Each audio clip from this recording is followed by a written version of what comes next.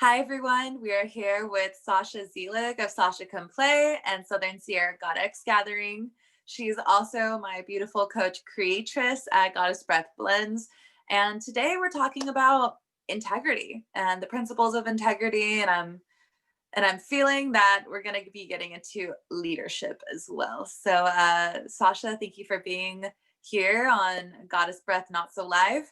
And how for the people do you feel that empowerment embodied really shows up, not just in your life, but as you see other people grow into empowerment? I mean, you specialize in an empowerment summit, so you got to be at least pretty knowledgeable about how this works.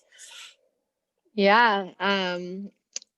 I love that this morning, I knew we were going to be talking about empowerment, and we tried to go live and we talked a little bit about how integrity ties in with that. And I think the place that I just want people to know that I was in is like a totally disempowered place this morning. It's like I woke up and was not my stand in the world, not being who I say I am, and like I had poop in my fur, as my friend says. I think my question, in fact, back to you is like, when we are not empowered in ourselves, how do we get re-empowered? How do we get back to that empowerment in self? So yeah, I run an empowerment gathering. Yeah, I am a leader in our community. And sometimes I just fall off that horse hard right onto my face.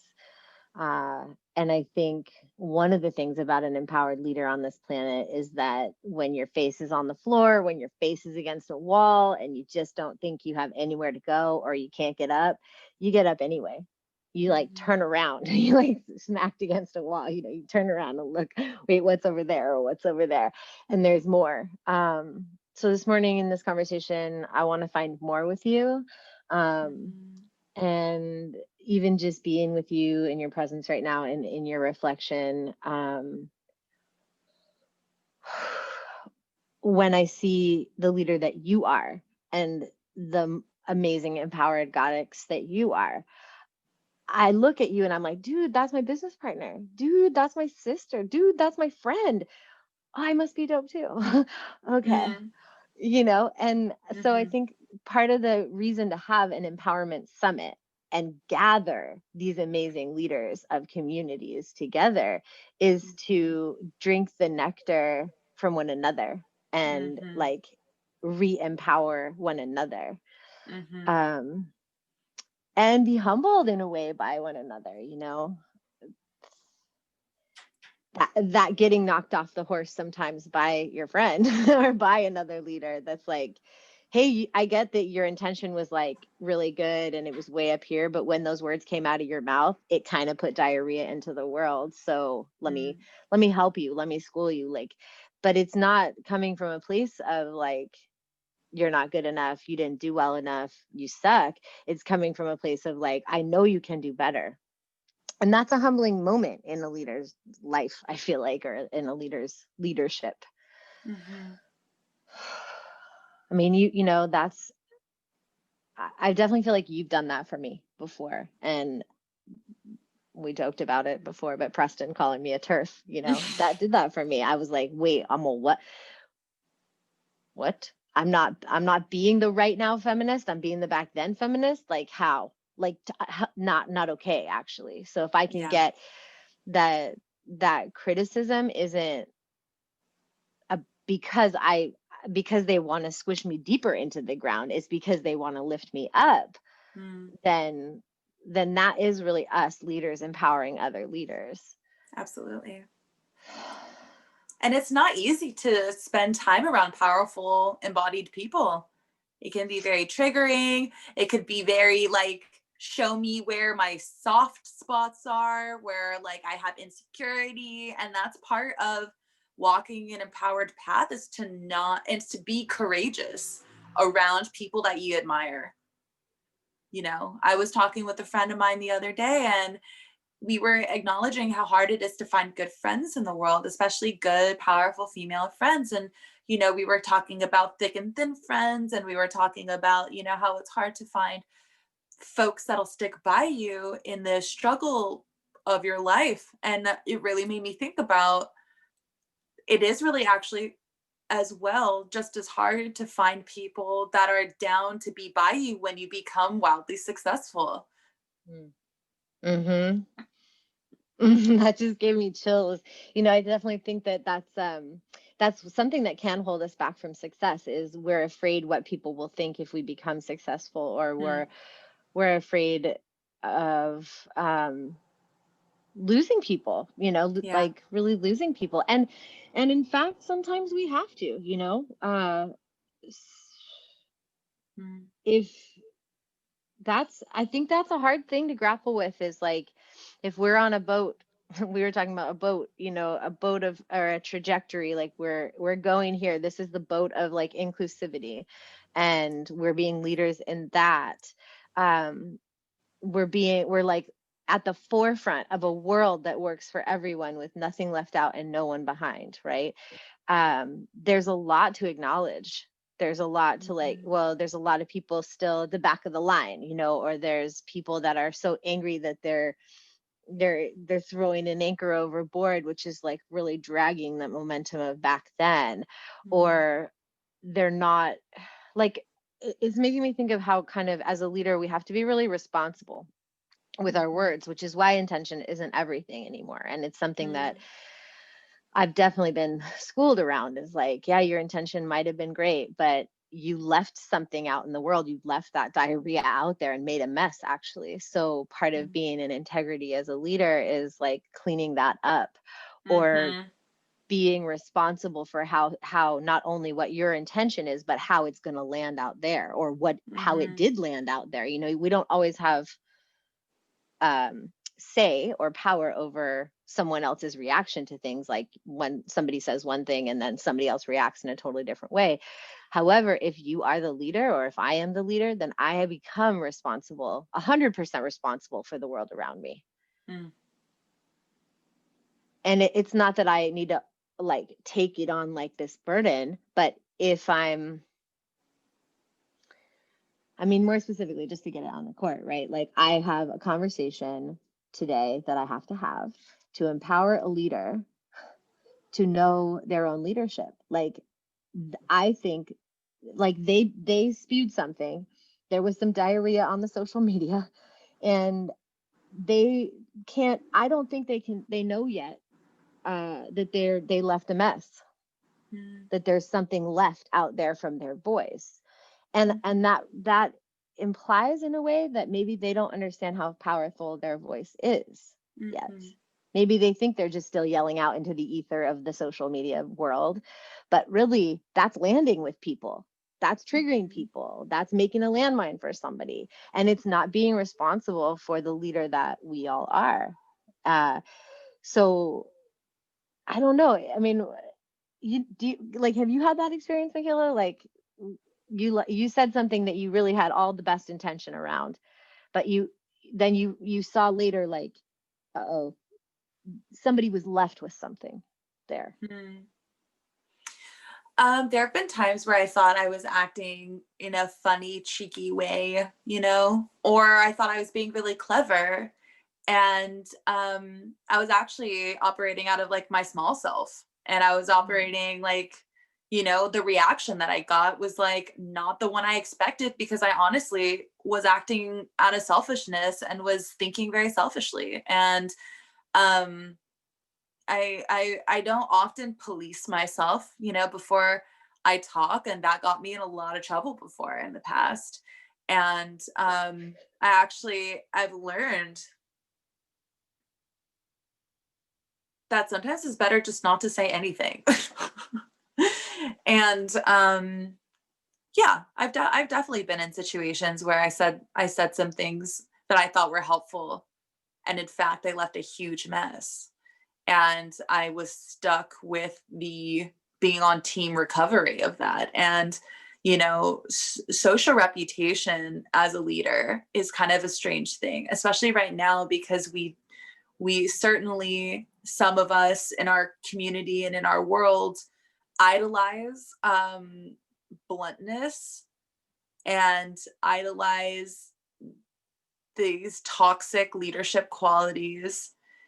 I'm definitely thinking about, the previous leadership regime that we just lived through and the not so peaceful transition that's happening around that right now.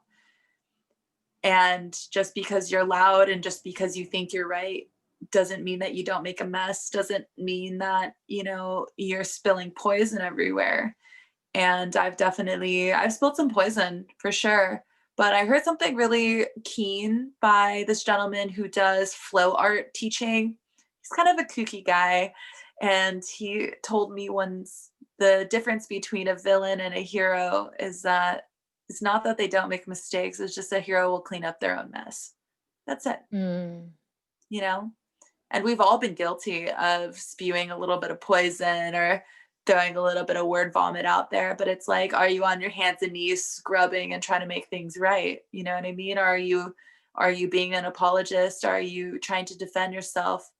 Because you got a crazy ass ego that you just can't really humble yourself to.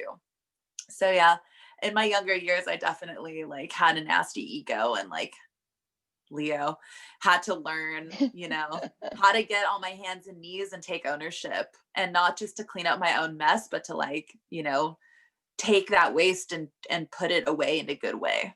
You know what I mean? Don't just throw it out, somewhere no one can find it. Like really try to piece with it in a good way. So yeah, I've definitely been there. And I don't know who hasn't. Yeah. Yeah. We all have fucked up that way. It's making me think about the phases that Goddex Gathering has been through, and that sometimes any marginalized group needs to go through, right? Like we started as a women's gathering, a women's empowerment gathering, and there was this time where we as a soul family like needed that time to just be women healing, and that first year, we had diversity of age, of color, of background, and I didn't even think about it. And then the next year, we went to a retreat center that was farther out, and we had to charge a lot more for it, and that was harder to be more inclusive, And so each year, as we women healed, and then got to this point after like the healing, not after the healing, I mean, that continues, but there was at some point it was like, okay, we're strong enough, we're empowered enough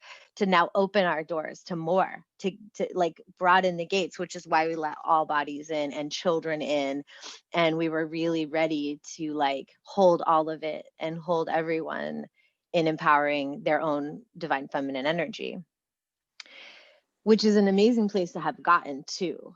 Mm-hmm. And just like watching us change the branding from goddess to goddex to be more inclusive, and us instituting that intersectional conversation, intersectional feminist conversation, where we're talking about all the intersections where marginalization occurs in this current reality, so that we're aware of it, we're humbled by it, and we understand that, if one of us is not free, none of us are free, actually. Mm-hmm.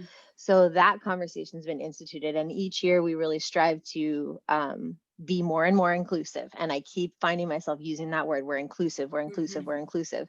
And I'm really being the stand as a leader in the entire planet, that we all have a world that works with no one and nothing left out. That's what I want. It's a purple world. That's what I call it. Like there's everyone on, it's the entire spectrum of the rainbow is included now. No one is better than anyone else. We each are an individual, unique expression of the oneness. That is my stand in the world. And being faced with the election and the divisiveness of our political situation, right? I had, my parents have been devout Democrats. And I met a guy through Landmark who literally proselytized himself as a devout Republican. He's like, I've been a Republican my whole life. And he said the rest of that sentence was, I've been a Republican my whole life and I thought I hated gay people. And after this woman shared her story, he realized that he didn't hate gay people. He hated pedophiles. She was molested. And she's also a lesbian or queer, whatever. But in that moment, I was like, oh my God, I thought I hated Republicans my whole life. And I love this man right now. You know, he woke up to something about being human. So during the election, I was like, dude, I'm still a stand for a world that works for all of us with nothing left out and no one behind, right? So let me call my friend and let me ask him to get into his world about why he's voting. I know he's voting for Trump. Why? I just want to know why. I want to get into the world. I literally had like a 30-minute conversation with him, and I won't call it a conversation because I put myself on mute and I listened the entire conversation. And at the end of it, you know, getting to the bottom of all his whys, what I saw was the same value as me. He thought voting for Trump would take care of his family. Like, he loves his family. He thought that they would be taken care of because of that. And that's why I personally would vote Democrat, because I feel like that takes care of my family, my sisters, gives us our rights, you know. But at the base of it, we're the same, exactly the same. And then we come up out here into this like division. So how do we be inclusive, allow everyone their opinions, but as leaders, I feel we have to be responsible. And so in a way, being responsible, we have to give something up. Like we have to give up being right. We have to give up knowing. We have to give up not being willing to listen. You know, we have to be responsible for the way these words land out in the world and the messes that we make with them. And we have to, you know, if we truly are claiming I'm a leader of inclusivity, there's no making anybody else wrong for their beliefs. There's listening to those beliefs instead. Which is tough. Like, we like have been so trained to live in division. And in fact, how do then, and I want to hear your answer on this, like, how do we get so responsible for an inclusive space that, you know, a Black, Indigenous, queer woman, no, not even woman, a Black, Indigenous, queer, trans person, like how many, you know, that's disabled, like all those marginalized groups in one body, for example, stand in the same room and feel safe with, you know, a totally white, privileged, able-bodied male, cis male. How does that happen? Like, that's the kind of leadership that it's going to take for inclusivity to occur, real inclusivity. How do we do that?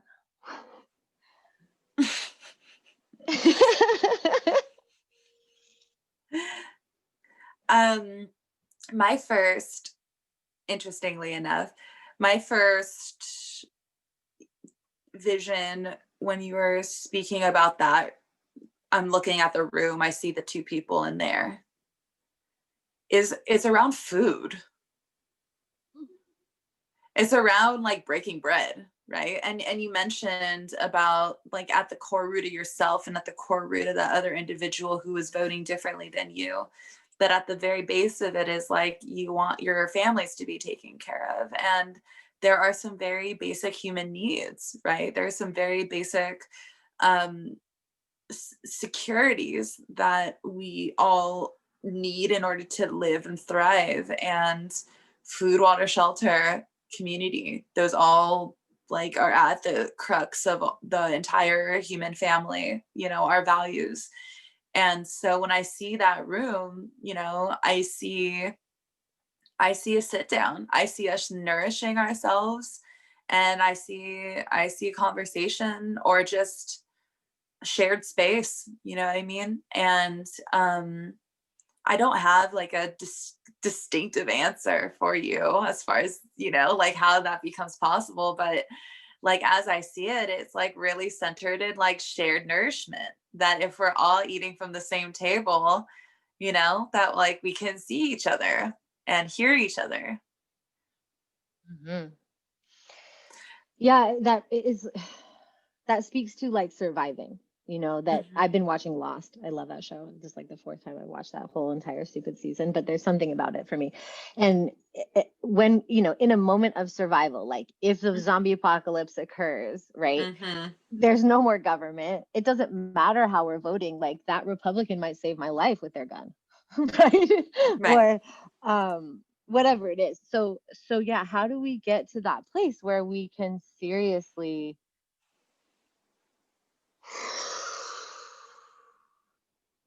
become neutral ground? And one thing I certainly know is that, like that day with that conversation with my friend, I literally muted myself. I shut up and I started listening. And it's why we've instituted that conversation uh, and gotten better at it each year. Like, do you remember the first year that we did it? Were you there that year? I think you were there that year. Maybe you weren't there that year. The first year we did it, I tried to lead it. Bad idea. First bad idea. But we were all in a circle, and I was like, all right, we're going to give people of marginalized groups a chance to speak and a voice, and we're going to have this conversation. And it was like 4 years ago, 5 years ago. So Black Lives Matter as a slogan was like just occurring, and there was a white woman in the circle that was like, all lives matter, and I had to be like, you need to be quiet, it's not your turn to talk. And it was harsh, it was like ugly, and there was a mess made in that moment. And me being humble enough to be like, I don't know the best of this, and like turning it over to you and others who are better at that. It was a really good step in the right direction. But it was this moment of like, it wasn't her turn to talk, and that focus was somewhere else. And there are voices that need to be heard. And there are, God bless them, goddess bless them, white privileged cis males who have not woken to the fact that if one of us is not free, none of us are free. But that's how I choose to live. That's what I believe. And I'm confronted with it sometimes where people are like, well, you're white, so you don't know. And it's true. I don't know. I haven't had those experiences. I haven't been looked at or suspended from school because of my hair or my, whatever. Like, I don't know. I haven't had those experiences. And I went to school in the middle of like a Bloods and Crips violent neighborhood in Denver when I was growing up. And I lost people. I lost friends. I saw the impact of this. So, I'm Jewish. When I moved to France, my dad was like, tell no one you're Jewish, you could die, So we have each had experiences. And I think whatever that is that divides us is what I stand to move out of the way. And even this friggin' two-party system, and the double standards that currently exist is what I stand to move out of the way for Martin, for, our children's children, for future generations. Like, we might not disappear it in my lifetime, but I'm going to do everything in my power right now to wake people up. And in this moment, coming back a little bit for full circle of, I don't know how to have a conversation from total love with this person who's throwing an anchor of anger over my inclusivity boat, where we're on that boat together. But I really need to find this loving, empowering way to get that person to pull her anchor up and hold that herself, and not make a mess out of it and hold us all back because of it. But I feel more empowered just talking with you about it. I feel empowered getting into my own stand and being authentic with myself about what my stand is. And that in fact, like, I'm too scared to, or I don't want to, is actually inauthentic. That's my purpose, is that I bring people together to empower them all. I feel better about that. Like, that's me being in integrity with myself. What about you? For you, like, in terms of empowerment, has the Goddex Gathering, what has it given you? So I want to come back to the main core conversation, which are like these principles of empowerment. And integrity is definitely one of them. And another one that has become revealed through your, what you've just shared with us is that standing in your truth and holding that truth as sacred, and checking in with your body. And you mentioned like, and that even speaking this out and to like go through it in your own mind, has like anchored in and felt given you a little bit of that strength and that power, because it seems scary and big sometimes. Like these issues are Goliath an issue sometimes, or they're not. They're microcosmic. They're your friend. They're your in-laws. They're the person that you hear at walking down the street spouting out garbage, or at the nail salon or whatever. Like there are so many times where I've held my tongue when I feel like I should have spoken out and spoken and said something that was in alignment for me. And yet, sometimes I feel like there's a gentle wisdom of just welcoming another person's experience and being like, yo, that's you to do the work of learning, like you said, to pull up your own anchor. And it gets tiring sometimes having to defend or constantly stand for and stand with. I mean, there's like a compassion exhaustion that comes from constantly educating and constantly like advocating, you know what I mean? And there's people that are on the front lines like of the movement right now, empowered and empowering, standing with, that are beat. They're so tired, and yet they're like still holding the line. I pray for those people, and I really think about them, because it's like I wish I had their strength. Southern Sierra Goddess Gathering, the way that it propelled my empowerment was centered in feeling confident in myself and valuable enough, because for a long time I didn't feel that my voice and what I had to share was really like keyed in enough to share. You know me, Virgo rising, I like, it's got to be perfect before it goes out, you know what I mean? And it wasn't yet. I was still in the process of refining what I knew, my knowledge base, and what my offering was, and like what my contribution is. And that's actually a big piece of my empowerment, is like really learning what my contribution is, because I tried on so many different kinds of contribution. I tried on very many, like, well, maybe it's this or maybe it's this, and it just didn't feel right, And funny enough, yeah, I was there for that intersectional circle, which is why I just, I came up and was like, I feel like this needs to be done differently next time, because it was really like re-traumatizing. But what it was like a very stark representation and a reflection for how these conversations are had in like the macrocosm, and how it needs to be corrected, and how we can clean up the mess of it and do with the waste something in a righteous way, which was all the mess that was made in that first one. We composted and turned into a beautiful garden, which has then been repeated and replanted, and you know what I mean, done over and over and over again, so that as with practice, it can, in its refinement, become very beautiful and very helpful and powerful. So the fact that SSGG happens every year, it's a really nice touchstone every year to kind of come back and reflect on where we were the year before, and to come back and reflect and see where everyone's at in their growth pattern, because we are just this great, diverse forest of people, and we're all growing in our own way. We're all affected by the elements in our own way. And while we watch others grow, so do we. And it's really a blessing to be able to touch back with the same people and just watch how they've developed over time, and to check in with my own self and see how I've developed over time. Mm-hmm.